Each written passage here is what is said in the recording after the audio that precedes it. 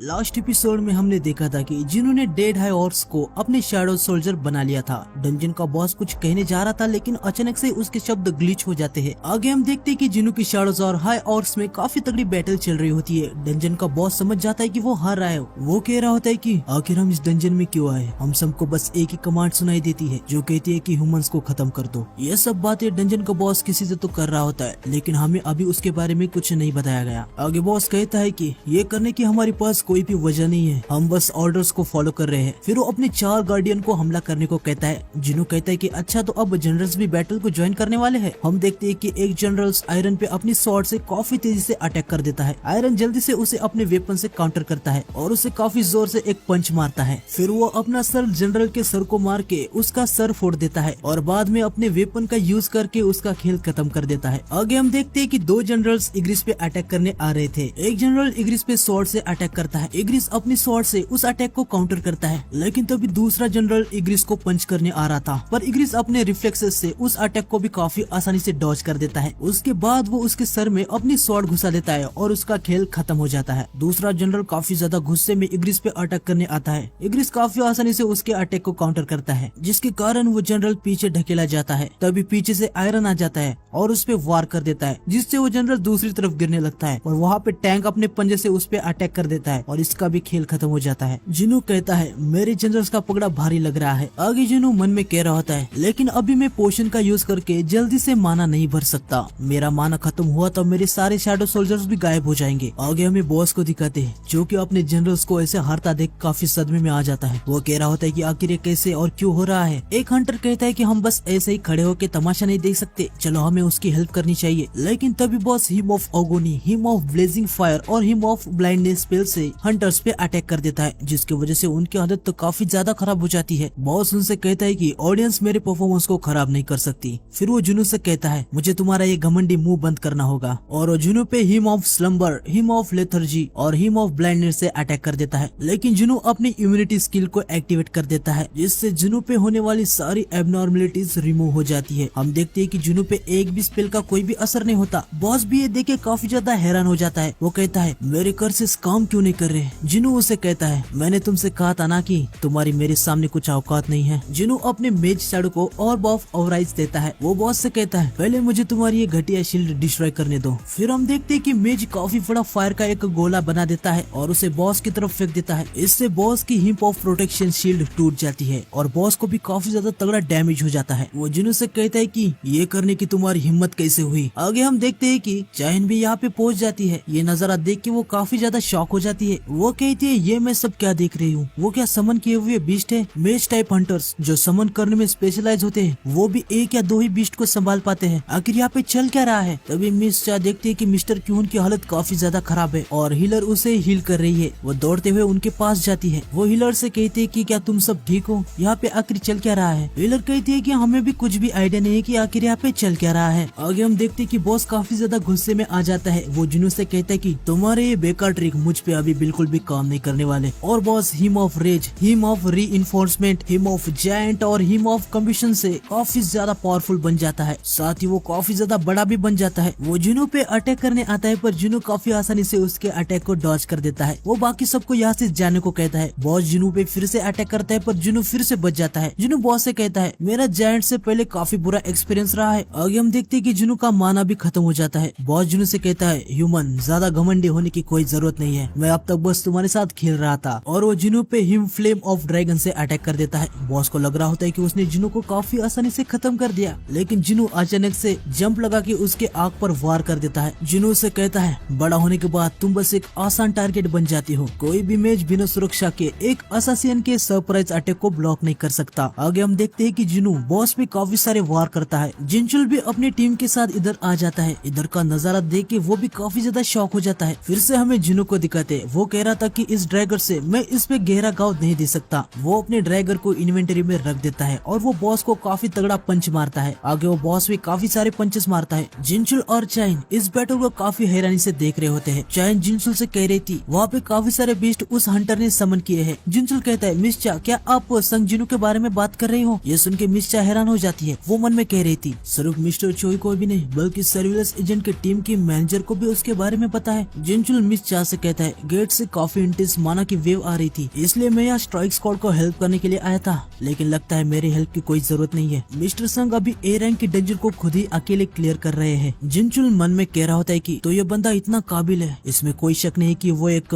Fighter type Hunter है, लेकिन वो समन मैजिक का भी यूज कर सकता है। आखिर वो कितने बीस्ट को कंट्रोल कर सकता है। चाइन जिनचुल से पूछते कि आखिर ये कौन है, तुम्हें इसके बारे में पता है क्या? जिनचुल कहता है कि हाँ मुझे बस थोड़ा सा ही पता है इसके बारे में। आगे हम देखते हैं कि जिन्होंने बॉस की हालत काफी ज्यादा खराब कर दी थी। वो उसे कहता है जिस समय तुमने अपनी सुरक्षा को खोया तब ये तय हो गया था कि तुम्हारे जीतने की कोई भी चांसेस नहीं है। आगे जिनू की शॉट्स बॉस को स्टैब करके खत्म कर देती है और जिनू का जो लेवल होता है ना वो भी 2 से अप हो जाता है। जिनू कहता है मैंने बॉस को तो हरा दिया है और मेरे सोल्जर्स भी बाकी बचा हुआ काम कर रहे हैं, अब ये रिवॉर्ड कलेक्ट करने का टाइम है। लेकिन तभी जिनू कहता है नहीं, ये डंजन हंटर गिल्ड से बिलोंग करता है, मुझे लालची होकर ए रैंक के बॉस की लूट नहीं लेनी चाहिए। लेकिन जिनू उस बॉस की शैडो तो ले सकता है और वो वही करता है। वो अराइज करके बॉस की शैडो को एक्सट्रैक्ट कर लेता है। जिनू को ऐसा देखते हुए सभी काफी ज्यादा शॉक हो जाते हैं। अभी तक जिनू के स्टैंडर्ड, इलाइट और नाइट रैंक के ही सोल्जर थे। जिनू को इस बॉस की शैडो की रैंक न्यू दिखती है। जिनू को बॉस का नाम याद नहीं आ रहा होता, वो उसका नाम टेस्ट कर देता है और इसकी रैंक है इलाइट नाइट। जिनू को काफी सारे हाई ऑर्क की आर्मी भी मिल जाती है। जिनू कहता है मैं अभी 127 शैडोज को प्रिजर्व करके रख सकता हूँ, कुछ को मैंने नथिंगनेस की दुनिया में वापस भेज दिया है। आगे वो बाकी शैडोज को प्रिजर्व कर लेता है। सब लोग ये देख रहे होते हैं। तभी जिनचुल जिनू को आवाज देता है। उसे देख के जिनू काफी ज्यादा पैनिक हो जाता है। वो देखता है कि वहाँ पे चाइन भी है। जिनू मन में कह रहा होता है मुझे तो पता भी नहीं कि ये सब यहाँ पे कब आ गए। स्ट्राइक स्क्वाड का एक मेंबर जिनू से पूछ रहा होता है कि मिस्टर संग आप जैसा पोर्टर ये सब कैसे किया। जिनू फिर से पैनिक हो जाता है। वो मन में कह रहा होता है कि अब मैं इस झमेले से कैसे बाहर आऊँ। लेकिन तभी सर्विलेंस टीम जिनू को प्रोटेक्ट करने के लिए उसे घेर लेती है। जिनचुल सबसे कहता है कि हंटर एसोसिएशन संग जिनू की आइडेंटिटी को प्रोटेक्ट कर रहा है और ये पब्लिक में बिल्कुल भी रिवील नहीं होनी चाहिए। ये एक टॉप सीक्रेट मैटर है। डंजन के बाहर जाने के बाद हम आराम से डिटेल में बताएंगे। आज जो कुछ भी हुआ इसके बारे में तुम बाहर किसी को भी कुछ भी मत बताना। जिनचुल जिनू से कहता है कि फालतू के टकराव से बचने के लिए अभी यही एक अच्छा रास्ता है। जिनचुल मन में कह रहा होता है कि मिस्टर संग ने अभी अभी साउथ कोरिया की सबसे बड़े गिल्ड के सामने बीस्ट की आर्मी से फाइट की है। उनकी स्ट्रेंथ एस रैंक के हंटर से भी काफी ज्यादा है। आगे जिनचुल सभी हंटर से कहता है अगर आपको कोई भी सवाल करना है तो एसोसिएशन के थ्रू इंक्वायरी करे। तभी क्यून कहता है कि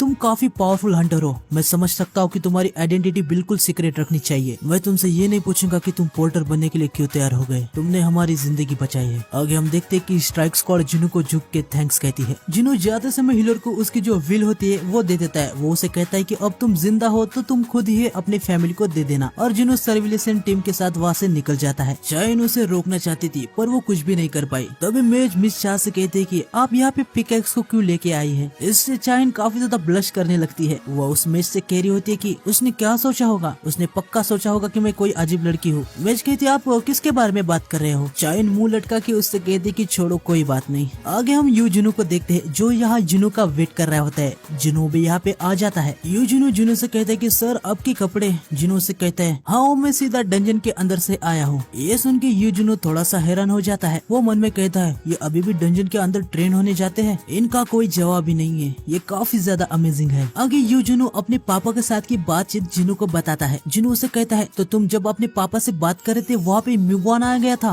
और उसने रेड के अंदर जो कुछ हुआ उसके बारे में सब कुछ बता दिया। यू जिनू कहता है कि हाँ उसने हमें ये भी बताया कि आपने कैसे व्हाइट टाइगर गिल्ड के हंटर्स को रेस्क्यू किया। ये सुनकर जिनू मन में कह रहा होता है आखिर उसने ऐसा किया क्यों। फिर वो यू जिनू से कहता है तो तुम्हें अपने गिल्ड का मास्टर होने के लिए मेरी मदद चाहिए। यू जिनू कहता है कि हाँ लेकिन मैं आपको कोई दबाव नहीं डाल रहा, ये आपकी मर्जी होगी, आपका जो भी डिसीजन होगा आप उसे खुल के बताइए। जिनू अपनी बात बताने जा रहा होता है। यू जिनू काफी ज्यादा एक्साइटेड था और साथ ही वो थोड़ा सा नर्वस भी था। लेकिन तभी हमें हंटर गिल्ड के ऑफिस को दिखाते हैं जहाँ क्यून जिनू के बारे में मिस्टर चोई को सब कुछ बता देता है। ये सुन के चोई काफी ज्यादा हैरान था। वो कहता है कि क्या कल की रेड में भी वो माइनिंग टीम में था और आज वो स्ट्राइक स्क्वाड में बैग्स को उठा रहा था। क्यून कहता है कि हाँ मुझे भी कुछ नहीं पता उसने आखिर ऐसा क्यों किया, लेकिन मैं इतना जरूर पक्का कह सकता हूँ उसका रेड के साथ दखल अंदाजी करने का कोई भी मकसद नहीं था। लेकिन वह डंजन के अंदर इस बार कोई रेगुलर बॉस बीस्ट नहीं था तो हम उसे खुद नहीं हरा सकते थे और हालात भी हाथ से निकल ही गए थे, इसलिए शायद संग जिनू के पास कोई भी चॉइस नहीं थी, उसको बीच में आना ही पड़ा। यह सब सुन के चोई कहता है पहले उसने व्हाइट टाइगर गिल्ड के हंटर को भी बचाया और अब हमारे हंटर गिल्ड के स्ट्राइक स्क्वाड को भी, हमें उसे दिल से थैंक्स कहना चाहिए। आगे चोई मन में कह रहा होता है कि वो बीस्ट को समन कर सकता है, लेकिन उसकी फुर्ती को देखा जाए तो एक असासिन टाइप हंटर लगता है और उसके पास एक ऐसी एबिलिटी है जिससे वो मरे हुए को अपना सोल्जर बना सकता है। ये तो वो पावर से जो अभी रिवील हो गई है। क्या होगा अगर उसके पास इससे भी ज्यादा एबिलिटीज हो। आगे वो क्यून से कहता है सच में वो इतना पावरफुल है क्या? अगर मुझसे कंपेयर किया जाए तो वो कितना स्ट्रॉन्ग है? क्यून उसे बताता है रेड के दौरान सबको अलग अलग काम के अनुसार बैलेंस किया था। सबकी पोजीशन ऐसी थी जिससे अगर सामने वाले को कुछ भी हो जाए तो उसके पीछे वाला मुसीबत में पड़ सकता है। इनको 3-3 की टीम में अलग अलग डिवाइड भी किया जा सकता है, जैसे अटैक, डिफेंस और सपोर्ट। अगर ये पोजीशन वाली टीम अच्छे से काम नहीं कर पाई तो सभी खतरे में पड़ जाएंगे। टीम की कमजोरी दूसरे टीममेट के स्ट्रेंथ पर निर्भर होती है, पर वो हंटर असाधारण था। मिस्टर चोई, क्या आप अकेले ए रैंक के डंजन को, जो कि हाईएस्ट लेवल का है, उसे खुद से क्लियर कर सकते हो? ये सुन के मिस्टर चोई काफी ज्यादा हैरान हो जाता है। मिस्टर चोई मन में कहते हैं मैं कितना भी स्ट्रॉन्ग हूँ, अगर काफी सारे बीस्ट मुझ पर एक साथ हमला करते हैं तो खुद से उनको डिफेंड करना मेरे लिए भी काफी ज्यादा हार्ड होगा। वो मिस्टर क्यून से कहता है नहीं, मुझे नहीं लगता कि मैं ये अकेला कर सकता हूँ। लगता है मेरे अल्टीमेट टाइटल का तो जोक बन के रह गया।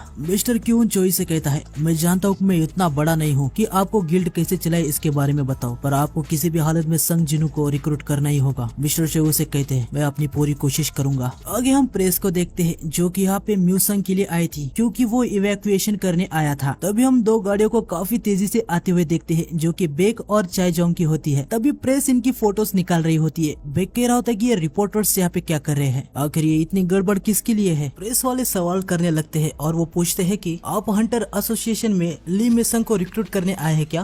आपको लगता है कि मिसंग अपना शो छोड़ के कोरिया को रिप्रेजेंट करेगा? इस पे आपके क्या ओपिनियंस है? लेकिन बेक को तो पता भी नहीं होता कि मिसंग कौन है। वो मन में कह रहा था कि ये सब किसी मिसंग नाम के बंदे के लिए आए हैं। इन्होंने बिल्डिंग के सामने ही प्रेस को क्यों चालू कर दिया? बेक प्रेस वालों से कहता है मैं यहाँ उसके लिए नहीं आया, मेरे पास कहने के लिए कुछ भी नहीं है। चोई जोंग प्रेस वाले से कहता है मिस्टर ली ने पहले से ही फील्ड गिल्ड के साथ कॉन्ट्रैक्ट किया हुआ है, ये तो इंडस्ट्री में सबको ऑलरेडी पता है। वैसे भी हम यहाँ किसी और के लिए आए हैं। यह सब सुन के प्रेस वाले का पूरा मूड खराब हो जाता है। आगे हम देखते हैं कि बेक चिढ़ाते हुए चोई से कह रहा होता है मैंने सुना कि हंटर गिल्ड कल रात बाल बाल बचा। चोई भी उसे जवाब देते हुए कहता है वैसे हमने व्हाइट टाइगर गिल्ड की तरह कम से कम हमारा कोई ए रैंक का हंटर तो नहीं खोया। ये सुन के बेक को बहुत ही ज्यादा गुस्सा आ जाता है, लेकिन वो कहता है फिर भी देखा जाए उस हंटर ने दोनों गिल्ड को बहुत ही ज्यादा हेल्प की है। मिस्टर चियो भी कहता है तुम सही कह रहे हो, अगर वो कल रात नहीं होता तो हमारी सेकंड ईयर की पूरी स्क्वाड मर जाती। यही कारण है कि हम उसे अपने गिल्ड में लेना चाहते हैं। आगे दोनों एक दूसरे से जिनू के लिए लड़ रहे होते हैं। तभी वहाँ पे फिन गिल्ड का मास्टर लिम ताई ग्यू आ जाता है और वो इनसे कह रहा होता है कि आखिर इतना हंगामा क्यों कर रहे हो, क्या तुम लोग भी मिशन के लिए झगड़ रहे हो? ये सुन के दोनों बेक और चे उसे कहते हैं हमें उसे कोई घंटा लेना देना नहीं, जो भी उसका नाम है। ये सुन के मिस्टर लिम का पूरा मूड बिगड़ जाता है। कार में मिशन को भी लग रहा होता है कि बेक और चोई उसको रिक्रूट करने के लिए लड़ रहे हैं। मिशन का ड्राइवर उसे कह रहा होता है कि सब कुछ तैयार है, अभी आप इंटरव्यू के लिए जा सकते हैं। मिशन इंटरव्यू देने चला जाता है। आगे हम देखते हैं कि जिनो भी यहाँ पे आ चुका था। वो मन में कह रहा था कि इतने सारे लोग यहाँ पे क्यों आए हैं। फिर हमें फील्ड गिल्ड के बारे में थोड़ी सी इन्फॉर्मेशन दी जाती है। ये गिल्ड सेउल के मेट्रोपॉलिटन एरिया के पास है। ये कोरिया का कभी नंबर 1 गिल्ड हुआ करता था। इस गिल्ड की रैंकिंग तब कम हुई जब व्हाइट टाइगर गिल्ड इससे अलग हो गया। तो आज के एपिसोड के लिए बस इतना ही। मिलते हैं नेक्स्ट एपिसोड में।